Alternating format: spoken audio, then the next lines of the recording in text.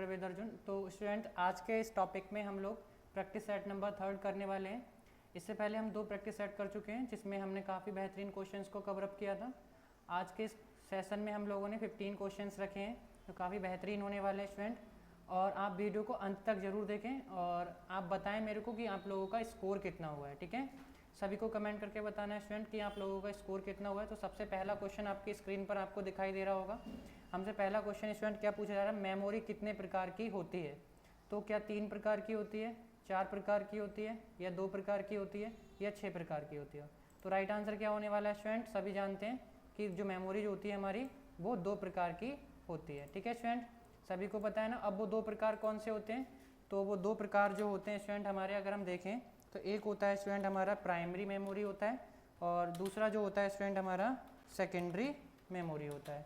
तो ये 2 प्रकार जो होते हैं स्टूडेंट हमारे एक्स्ट्रा होते हैं, मतलब होते हैं जो जिनका नाम है ये। ठीक है, नेक्स्ट अगर हम देखें स्टूडेंट, नेक्स्ट क्वेश्चन हमारे सामने दिया है, कंप्यूटर प्रोग्राम के लिए किस भाषा का विकास सबसे पहले किया गया था।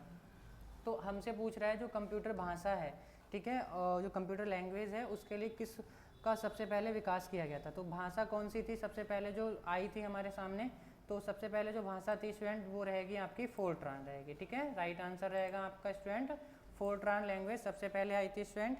नेक्स्ट आ जाएगा आपके सामने 3rd नंबर क्वेश्चन है, आपसे क्या पूछा गया है, कंप्यूटर की भाषा में फाइल को क्या कहते हैं। ठीक है, क्या कहते हैं स्टूडेंट्स, तो क्या आप लोग फाइल कहते हैं या फोल्डर कहते हैं या आइकन कहते हैं या फिर डॉक्यूमेंट कहते हैं। तो कंप्यूटर की भाषा में स्टूडेंट हमेशा ध्यान रखना, फाइल को हम लोग डॉक्यूमेंट ही कहते हैं स्टूडेंट। ठीक है, तो इसको हम लोग डॉक्यूमेंट कहते हैं, ध्यान रखेंगे आप सभी लोग। नेक्स्ट क्वेश्चन हमारे सामने आ जाता है स्टूडेंट 4 नंबर क्वेश्चन है, कंप्यूटर में एक निब्बल कितने के बराबर होता है। तो जो एक निब्बल होता है वो कितने के बराबर होता है, हमसे पूछ रहा है एक निब्बल। तो जो एक निब्बल होता है वो 4 बिट के बराबर होता है या 8 बाइट के बराबर होता है या 1 किलोबाइट के बराबर होता है या 1 बिट के बराबर होता है।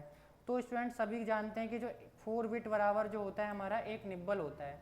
तो हमारे कंप्यूटर में कुछ क्या होता है स्टूडेंट, कुछ मेमोरी यूनिट्स होती हैं। कौन सी होती हैं मेमोरी यूनिट्स, मैं आपको बता देता हूँ स्टूडेंट। मेमोरी यूनिट जो रहती है हमारी, और जैसा कि आज आपके टेस्ट में भी आपसे पूछा गया था, यूनिट ऑफ मेमोरी करके पूछा था मैंने, यूनिट ऑफ मेमोरी करके, जिसमें यूनिट ऑफ मेमोरी में हमारा जो होता है सबसे छोटी यूनिट होती है 4 बिट। तो 4 बिट से आप सभी को पता है क्या बनता है स्टूडेंट, एक निब्बल बनाया जाता है। नेक्स्ट फिर आता है हमारा स्टूडेंट, एक होता है हमारा 8 बिट। तो 8 बिट से क्या बनता है स्टूडेंट, सभी को पता है 1 बाइट बनता है। फिर आता है हमारा 1024 बाइट। तो 1024 बाइट से क्या बनता है स्टूडेंट, आपका बनता है 1 KB।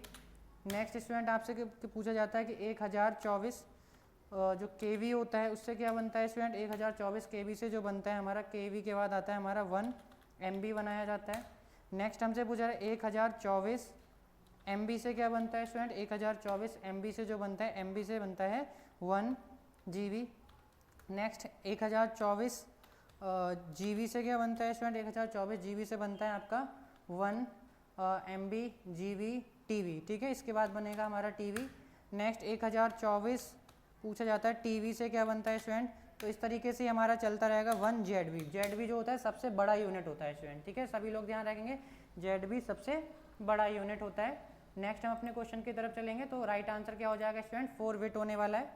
नेक्स्ट हमारे सामने मिलेगा, कंप्यूटर मेमोरी की सबसे छोटी इकाई कौन सी होती है।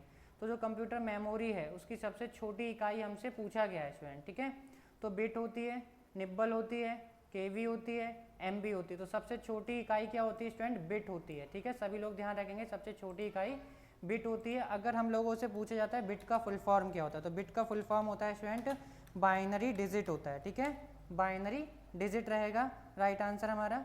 फिर नेक्स्ट हम देखेंगे, विश्व में सबसे ज़्यादा कंप्यूटर किस देश में है। भारत में है क्या, चीन में है, अमेरिका में है, ब्रिटेन में है। तो राइट आंसर क्या हो जाएगा स्टूडेंट आपका, अमेरिका में जो है सबसे ज़्यादा कंप्यूटर्स आपके हैं यहाँ पे। ठीक है, नेक्स्ट क्वेश्चन हमें देखने को मिलेगा, विंडो जो सॉफ्टवेयर है, विंडो सॉफ्टवेयर को किस कंपनी ने बनाया था। जो विंडो सॉफ्टवेयर है किस कंपनी ने बनाया था, माइक्रोसॉफ्ट ने बनाया था क्या, या IBM ने बनाया था, या दोनों ने बनाया था, इनमें से कोई नहीं। तो राइट आंसर क्या हो जाएगा स्टूडेंट, IBM के द्वारा ही से बनाया गया है। अब हमसे पूछा जाता है IBM का फुल फॉर्म क्या होता है। तो IBM का होता है स्टूडेंट इंटरनेशनल बिजनेस मशीन। तो इसका फुल फॉर्म रहेगा स्टूडेंट इंटरनेशनल बिजनेस मशीन रहेगा स्टूडेंट, राइट आंसर हो जाएगा। नेक्स्ट 8 नंबर क्वेश्चन हमसे क्या पूछा गया, इंटरनेट की सुविधा भारत में किस वर्ष शुरू की गई थी। जो इंटरनेट की सुविधा थी वो भारत में किस वर्ष शुरू की गई थी। तो 1989 में की गई थी, या 1946 में की गई थी, या 1991 में की गई थी, या 1995 में की गई थी। तो सभी लोग जानते हैं ना स्टूडेंट, तो राइट आंसर हो जाएगा हमारा 1995 में इंटरनेट की शुरुआत की गई थी भारत के अंदर। फिर आता है इंटरनेट का पूरा नाम क्या है। तो इंटरनेट का पूरा नाम क्या होता है स्टूडेंट, इंटरनेट नेटवर्क होता है, इलेक्ट्रॉनिक नेटवर्क होता है, इंटरनेशनल नेटवर्क होता है, इनमें से कोई नहीं। तो राइट आंसर हो जाएगा, सभी लोग जानते हैं स्टूडेंट, इंटरनेशनल नेटवर्क होता है, सभी को पता है ना स्टूडेंट, राइट आंसर हमारा यही हो जाएगा। फिर अगर हमसे पूछा जाता है कि जो इंटरनेट है इसको हम लोग और किस नाम से जानते हैं, तो इंटरनेट को कहा जाता था पहले, हम लोग क्या कहते थे, अर्पानेट के नाम से इसे हम लोग जानते थे।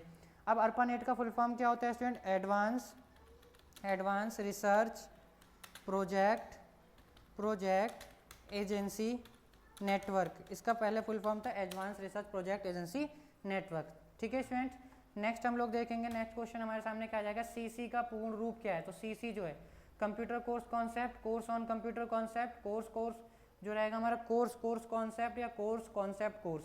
तो राइट आंसर क्या हो जाएगा स्टूडेंट, आपका वी ही होगा राइट आंसर, सभी लोगों को पता है। तो कोर्स ऑन कंप्यूटर कॉन्सेप्ट हमारा जो रहेगा स्टूडेंट राइट आंसर रहेगा। ठीक है, नेक्स्ट हम लोग देखेंगे हमारा क्वेश्चन नंबर हो जाएगा, ये थोड़ा सा हमें लग रहा है क्वेश्चन का एरर हुआ है, ठीक है कोई ना। इसके बाद 10 के बाद हमारे सामने जो है 10 के बाद ये थोड़ा क्वेश्चन मिस्टेक है, नंबरिंग में थोड़ा इशू है, कोई दिक्कत नहीं स्टूडेंट। फिर पूछता है हमसे कंप्यूटर स्टोरेज की सबसे बड़ी यूनिट इकाई क्या है। ठीक है, सबसे बड़ी यूनिट इकाई तो मेगाबाइट है, गीगाबाइट है, किलोबाइट है, टेराबाइट है। जैसे कि मैंने अभी आपको दिखाया था, यहाँ पे तो सबसे छोटी बिट है और सबसे बड़ी जेडवी है, लेकिन जिसमें जेडवी ऑप्शन नहीं, तो राइट आंसर क्या हो जाएगा, 1 TB ही होगा।